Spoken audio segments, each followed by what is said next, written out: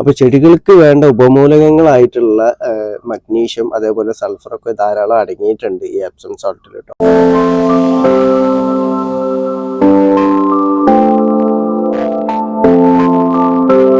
Hi, നമസ്കാരം. ഫാസിലാണ്. എൻ്റെ പുതിയ വീഡിയോയിലേക്ക് എല്ലാവർക്കും സ്വാഗതം. നമ്മളൊക്കെ വീട്ടിൽ പച്ചക്കറി കൃഷി ചെയ്യുമ്പോൾ നമ്മൾ ശ്രദ്ധിച്ചിട്ടുണ്ടാവും, നമ്മൾ എത്ര വളം ഇട്ട് കൊടുത്തു കഴിഞ്ഞാലും അതിൻ്റെയൊക്കെ ഇപ്പോൾ തക്കാളി പച്ചമുളകൊക്കെ ആണെന്നുണ്ടെങ്കിൽ അതിൻ്റെ മൂത്ത ഇലകളിൽ ഒരു മഞ്ഞളിപ്പ് പോലെ വന്നിട്ട് നരമ്പുകളൊക്കെ നല്ല ഡാർക്ക് പച്ച കളറിൽ എടുത്ത് കാണിക്കുന്നത്. അതുപോലെ പുതിയ ശിഖരങ്ങൾ വരാതിരിക്കുക, അതേപോലെ നമ്മൾ പൂവിട്ട് കഴിഞ്ഞാൽ എല്ലാ പൂവും കായ് ആവാതിരിക്കുക, പൂവ് പൂർണ്ണമായിട്ട് വിരിയാതിരിക്കുക. ഇനി കായ് ആയി കഴിഞ്ഞാൽ തക്കാളി പച്ചമുളക് പോലത്തെ ഒക്കെ കായ് ആയി കഴിഞ്ഞാലും അതിന് കാര്യമായിട്ടുള്ള വളർച്ച വരാതിരിക്കുക. ഇങ്ങനത്തെ കാര്യങ്ങൾ വരുന്ന എന്തുകൊണ്ട്, നമ്മൾ വളങ്ങൾ ഇട്ട് കൊടുത്തിട്ട് ഇത് വരുന്നത് എന്തുകൊണ്ടാണെന്ന് വെച്ചാൽ ചെടികൾക്ക് കിട്ടേണ്ട ഉപമൂലകങ്ങളുടെ കുറവ് മൂലമാണ് ഈ കാര്യങ്ങളൊക്കെ വരുന്നത്. അപ്പോൾ ഉപമൂലകങ്ങളായിട്ടുള്ള മഗ്നീഷ്യം സൾഫർ കൂടുതലായിട്ട് അടങ്ങിയിട്ടുള്ള ഒരു അടിപൊളി വളമാണ് എപ്സം സാൾട്ട്. അപ്പോൾ എപ്സം സാൾട്ടിന്റെ ഗുണങ്ങളെ കുറിച്ചിട്ടും അതേപോലെ എപ്സം സാൾട്ട് എങ്ങനെയാണ് നമ്മൾ ചെടികൾക്ക് കൊടുക്കേണ്ടത് എന്ന കാര്യത്തെക്കുറിച്ചും, നമ്മൾ കൊടുക്കേണ്ട കാര്യത്തിൽ എന്തെങ്കിലും മിസ്റ്റേക്കുകൾ വന്നു കഴിഞ്ഞാൽ ചെടിക്ക് എങ്ങനെയാണ് ദോഷകരമായിട്ട് മാറുക എന്ന കാര്യത്തെക്കുറിച്ചിട്ടുമാണ് ഇന്ന് എൻ്റെ വീഡിയോ. അപ്പോൾ എല്ലാവരും വീഡിയോ സ്കിപ്പ് ചെയ്യാതെ മുഴുവനായിട്ട് കാണാൻ വേണ്ടി ശ്രമിക്കുക. അപ്പോൾ നമുക്ക് വീഡിയോയിലേക്ക് പോവാം. ഇതാണ് എപ്സം സാൾട്ട്. നമ്മളെ ഇംഗ്ലണ്ടിലുള്ള എപ്സം എന്ന് പറഞ്ഞ സ്ഥലത്ത് നിന്ന് പ്രകൃതിദത്തമായി കുഴിച്ചെടുക്കുന്ന ഒരു ഉപ്പുകല്ലാണ് കേട്ടോ ഈ എപ്സം സാൾട്ട്. അപ്പോൾ ഇതൊരു ക്രിസ്റ്റൽ രൂപത്തിലാണ് ഉണ്ടാവുക. അപ്പോൾ ഇത് നമുക്ക് വെള്ളത്തിലൊക്കെ പെട്ടെന്ന് ലയിക്കും. അപ്പോൾ വെള്ളത്തിലൊക്കെ ലയിപ്പിച്ച് ഇലകളിലൊക്കെ സ്പ്രേ ചെയ്ത് കൊടുക്കാൻ പറ്റുന്ന ഒരു വളം കൂടിയാണ് ഈ എപ്സം സാൾട്ട്. അപ്പോൾ ചെടികൾക്ക് വേണ്ട ഉപമൂലകങ്ങളായിട്ടുള്ള മഗ്നീഷ്യം അതേപോലെ സൾഫറൊക്കെ ധാരാളം അടങ്ങിയിട്ടുണ്ട് ഈ എപ്സം സാൾട്ടിൽ കേട്ടോ. അപ്പോൾ ഉപമൂലകങ്ങളായിട്ടുള്ള മഗ്നീഷ്യം സൾഫർ അടങ്ങിയിട്ടുള്ള ഈ എപ്സം സാൾട്ടിന്റെ ഗുണങ്ങൾ എന്തൊക്കെയാന്നുള്ള കാര്യങ്ങൾ നമുക്ക് ആദ്യം പറയാം. അപ്പോൾ നമ്മൾ വിത്ത് മുളപ്പിക്കുന്നത് മുതൽ, ഒരു പച്ചക്കറി തൈകളാണെന്നുണ്ടെങ്കിൽ നമ്മൾ വിത്തിട്ട് മുളപ്പിക്കുന്നത് മുതൽ അതിൻ്റെ അവസാനം കായ്ക്കുന്ന ഒരു ഘട്ടം വരെ നമ്മൾ ഈ എപ്സം സാൾട്ട് കറക്റ്റ് ടൈമിൽ കറക്റ്റ് അളവിലായിട്ട് കൊടുക്കുക എന്നുണ്ടെങ്കിൽ നമ്മൾ ചെടികൾക്ക് ഇട്ട് കൊടുക്കുന്ന പ്രധാനപ്പെട്ട മൂലകങ്ങളായിട്ടുള്ള NPK വളങ്ങളുണ്ടല്ലോ, അതായത് നൈട്രജൻ, ഫോസ്ഫറസ്, പൊട്ടാഷ്യം, ഇത് നമ്മൾ ജൈവ രൂപത്തിലും കൊടുക്കും, രാസരൂപത്തിലും കൊടുക്കുന്നവരുണ്ട്. അപ്പോൾ ഈ ഇട്ട് കൊടുക്കുന്ന വളങ്ങളും അതുപോലെ നമ്മൾ ഒഴിച്ചു കൊടുക്കുന്ന വെള്ളങ്ങളും ഈ ചെടികളെ എല്ലാ ദിശയിലേക്കും എത്തിക്കാനും എല്ലാ ശിഖരങ്ങളിലേക്ക് എത്തിക്കാനും ചെടികൾ കരുത്തോടെ കിട്ടാനും വേണ്ടിയിട്ടാണ് ഉപമൂലകങ്ങൾ ആവശ്യമായിട്ടുള്ളത്. അപ്പോൾ ഈ കാര്യങ്ങളൊക്കെ നമ്മൾ ഈ എപ്സം സാൾട്ട് സ്റ്റാർട്ടിങ് മുതൽ കൊടുക്കുകയാണെന്നുണ്ടെങ്കിൽ നമ്മളെ തൈ നമ്മൾ വിത്ത് മുളപ്പിച്ചത് മുതൽ അത് കായ്ക്കുന്ന ഘട്ടം വരെ നല്ല കരുത്തോടെ ചെടികൾ നിൽക്കാൻ വേണ്ടിയിട്ട് സാധിക്കും. അത് മാത്രമല്ല, ഹോർമോണുകളുടെ ഉൽപ്പാദനം, അതേപോലെ എൻസൈമുകളുടെ ഉൽപ്പാദനം, വിറ്റാമിനുകളുടെ ഉൽപ്പാദനം, ഇതൊക്കെ നടക്കുന്നത് ഇതുപോലത്തെ ഉപമൂലകങ്ങൾ കൊടുക്കുന്നത് മൂലമാണ്. പിന്നെ നമ്മൾ പൂവിട്ട് കഴിഞ്ഞാൽ, ഇപ്പോൾ തക്കാളിയൊക്കെ പൂവിട്ട് കഴിഞ്ഞാൽ പൂവ് വിരിയാതിരിക്കുക. ഇപ്പോൾ തക്കാളിൻ്റെ ഒക്കെ പൂവ് പൂർണ്ണമായിട്ട് വിരിഞ്ഞ് നിൽക്കാൻ വേണ്ടി, കാരണം പൂവുകൾ വിരിഞ്ഞ് നിന്നാൽ മാത്രമേ ശരിയായിട്ട് പരാഗണം നടക്കുകയുള്ളൂ. അപ്പോൾ പൂവുകളൊക്കെ കറക്റ്റായിട്ട് വിരിഞ്ഞ് നിൽക്കാൻ, അതേപോലെ തക്കാളിയൊക്കെ കണ്ടില്ലേ ചുക്കി ചുളിഞ്ഞ് കിടക്കുന്നത് ചില തക്കാളികൾ. അപ്പോൾ അങ്ങനെ തക്കാളി ചുക്കി ചുളിയാതെ കറക്റ്റായിട്ട് നല്ല ഷേപ്പിൽ വരാനൊക്കെ തക്കാളികൾക്ക് കാൽസ്യം പോലത്തെ പല മൂലകങ്ങളും ആവശ്യമായിട്ടുണ്ട്. അപ്പോൾ ഇങ്ങനത്തെ കാര്യങ്ങളൊക്കെ ചെടികളിലേക്ക് എത്തിച്ചു കൊടുക്കുക, എന്ന് വെച്ചാൽ ഓരോരോ പൂവിലേക്കും കായിലേക്കും തണ്ടുകളിലേക്കും എത്തിച്ചു കൊടുക്കാൻ വേണ്ടിയിട്ടാണ് ഇതുപോലത്തെ ഉപമൂലകങ്ങൾ അടങ്ങിയിട്ടുള്ള എപ്സം സാൾട്ട് നമ്മൾ ചെടികൾക്ക് കൊടുക്കേണ്ടത്.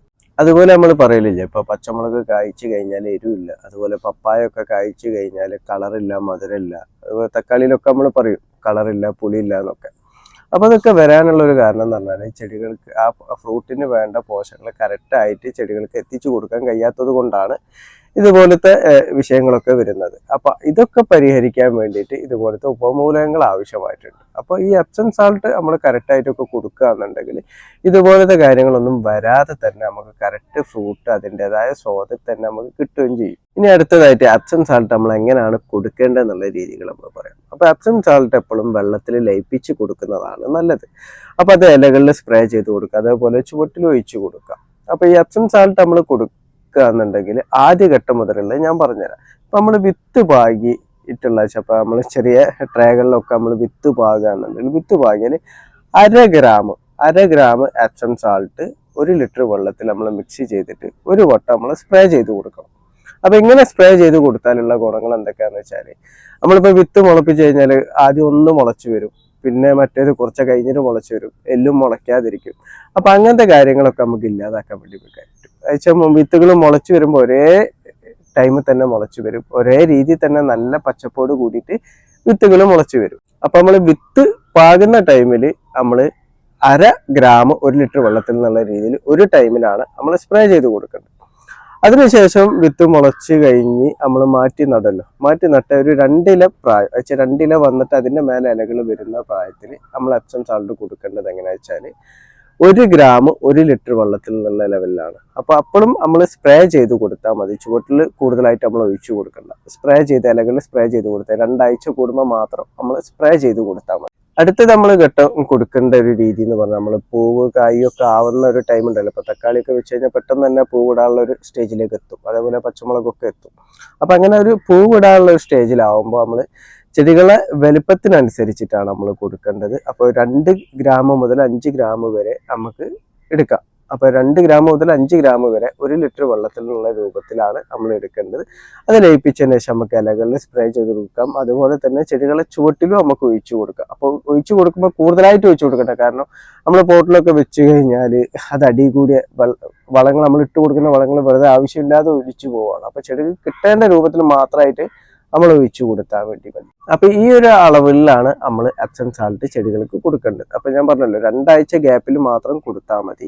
ഇനിയിപ്പോൾ നമ്മൾ ആഴ്ചയിൽ ഇപ്പോൾ ചെടികൾ അത്യാവശ്യം വലുപ്പമായിട്ട് പൂവിടാനുള്ള ഒരു ടൈമിൽ നമ്മൾ ആഴ്ചയിലാണ് കൊടുക്കുന്നതെന്നുണ്ടെങ്കിൽ ഇപ്പൊ ഞാൻ പറഞ്ഞു 2 ഗ്രാം മുതൽ 5 ഗ്രാം വരെ നമുക്ക് കൊടുക്കാം. അപ്പോൾ ആഴ്ചയിലാണ് കൊടുക്കുന്നിട്ട് നേർ പകുതി ആക്കിയാൽ മതി. ഇപ്പോൾ 1 ഗ്രാമാ കൊടുക്കുന്നിട്ട് 1/2 ഗ്രാം വെച്ചിട്ട് നമുക്ക് ആഴ്ചയിൽ കൊടുക്കാം.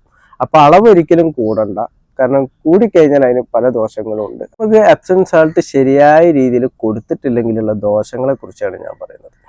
അപ്പോൾ ആദ്യം തന്നെ ഞാൻ പറയാം, നമ്മളിപ്പോൾ മൈക്രോ ന്യൂട്രിയൻസ് നമ്മൾ ചെടികൾക്ക് കൊടുക്കുന്നുണ്ടല്ലോ. അപ്പോൾ മൈക്രോ ഫുഡ് കൊടുത്തു കഴിഞ്ഞാൽ അതിൽ ഇതേ ഉപമൂലകങ്ങൾ ഉണ്ടാവാം.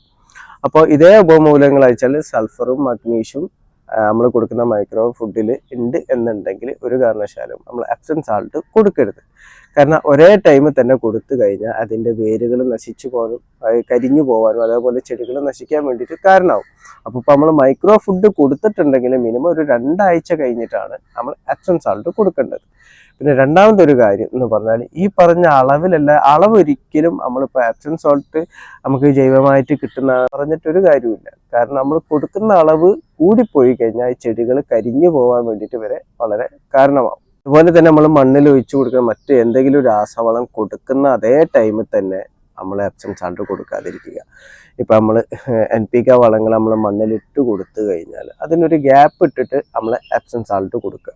കാരണം എപ്സം സാൾട്ട് അപ്പം നമ്മൾ മണ്ണിൽ തന്നെ ഒഴിച്ചു കൊടുക്കണം എന്നല്ല, നമുക്ക് ഇലകളിൽ സ്പ്രേ ചെയ്ത് കൊടുക്കാം. ഇനി മണ്ണിലും ഒഴിച്ചു കൊടുത്താൽ കുഴപ്പമില്ല, പക്ഷെ ഒരേ ടൈമിൽ തന്നെ എപ്സം സാൾട്ട് കൊടുക്കാതിരിക്കുക. ഈ മൈക്രോ ന്യൂട്രിയൻസ് നമ്മൾ പ്രത്യേകം ശ്രദ്ധിക്കണം കേട്ടോ, കാരണം അതിൽ ഉപമൂലകങ്ങളാണ് മൈക്രോ ന്യൂട്രിയൻസിൽ കൂടുതലായിട്ടുള്ളത്. അപ്പോൾ ഈ ഉപമൂലകത്തിൽ മഗ്നീഷ്യം സൾഫർ എന്തായാലും ഉണ്ടാവും. അപ്പോൾ ഒരേ ടൈമിൽ ഒരു കാരണവശാലും നമ്മൾ കൊടുക്കാതിരിക്കുക, അത് ചെടികൾക്ക് ദോഷകരമാണ്. അതുപോലെ തക്കാളി പോലത്തെ ചെടികൾക്കൊക്കെ ചുവട്ടിൽ എപ്സം സാൾട്ട് ഇട്ട് കൊടുക്കും. അപ്പോൾ ചുവട്ടിൽ നമ്മൾ എപ്സം സാൾട്ട് ഇട്ട് കൊടുക്കുക എന്നുള്ളത് തണ്ടിന് വിട്ടിട്ടാണ് നമ്മൾ ഇട്ട് കൊടുക്കേണ്ടത്. അപ്പൊ മണ്ണിൽ നമ്മൾ ഇട്ട് കൊടുക്കുമ്പോൾ മണ്ണിൽ മേൽഭാഗത്ത് ഇട്ട് കൊടുക്കാതെ മണ്ണ് അത്യാവശ്യം മാറ്റിയിട്ട് ഇട്ട് കൊടുക്കുക. കാരണം അല്ലെങ്കിൽ അത് ആവിയായി പോകാൻ വേണ്ടിയിട്ട്, കാരണം ചെടികൾക്ക് കിട്ടേണ്ട ഉപമൂലകങ്ങൾ കറക്റ്റായിട്ട് കിട്ടൂല.